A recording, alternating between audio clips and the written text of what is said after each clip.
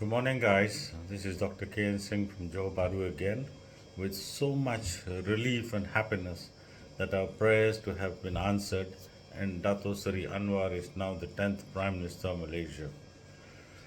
For those of you who have not read his writings, I mean the 160-page script for New Malaysia, I would urge you to read it. He must have all the time when he was incarcerated to do this, and believe me, it gives an insight on what he is going to do in the next 5 years. This man is a seasoned politician, and even I owe him an apology for questioning his connection with Zahid Hamidi. Looks like Dato Sri Anwar thinks a lot further than I and most people could. If he had not allowed Zahidi the latitude, he probably would not have had the unity government today. Apologies, Dato Sri Anwar. I certainly do not envy Dato Sri Anwar as he has a mammoth task again when the parliament reconvenes on the 19th of December. The first order of business is to have a vote of confidence. Many think it's very foolish of him to do that, but I doubt if anyone who has supported Dato Anwar with the Ogam in private would dare to dissent in public. Once this is done, we will have no more murmurs that this government lacks the numbers. Choice of the cabinet is the next most urgent task, and I'm sure he'll make it lean and effective and pick the best people as job to galvanize Malaysians.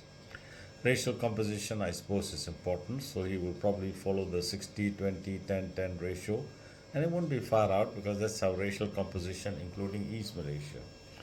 But only the competent should be picked. The budget is an immediate concern, and this has to be modified, and all races must be given proportional budgets. The economy must be kick-started, and relief for the poor is expected. Jakim is a threat to religious harmony and has been rightly banned from Johor by a very wise ruler. All religious affairs are under the sultans in each state, and Jakin, I think, was actually created by Tun Mahathir to help to erode the authority of the sultans. Its existence has no benefit to anyone, as we have competent rulers who can look after Islamic affairs as provided under the constitution. Johorians have not forgotten what Mahathir did in Johor to wrestle control from the late Sultan of Johor. And also in the last budget, Jakin was given $2 billion for what? To stir up racial disharmony? I think we have to look into this, and that money cannot be wasted. Suggestion by Duli Yang Maha Mulia Agong to Mohidin and Hadi to form a unity government was rejected by both of them. Dato Sri Anwar also offered them an olive branch and asked them to join the unity government, and they again rejected the second time. Malaysians have never seen such arrogance that exists in Perikatan Nasional and PAS these days. Most Malaysians and the muftis who are actually religious are shocked by this blatant show of arrogance by Tan Sri Mahyudin and Hadi. To make a new Malaysia would take time. Lots of corruption has to be unraveled, and maybe royal commissions need to be appointed to investigate the many scandals and misuse of money during the emergency. Going back to Mahathir's time, the Japanese government paid 2 billion ringgit as compensation for 30,000 people who suffered under the Japanese.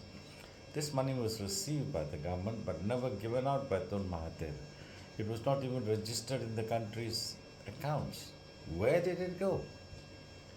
Culprits need to be caught, and I'm sure they will be in good time.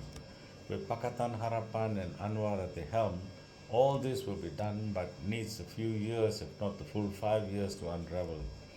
There are pressing things like economy, fall of the ringgit, and the much needed investment that needs to be tackled. With the stability which the unity government promises, I'm sure investments will start flocking into Malaysia. I wish the new government all the best and offer my prayers for a stable happy, and a multiracial Malaysia. Malaysia Misti Bole. Thank you for listening, my friends. Till we meet again.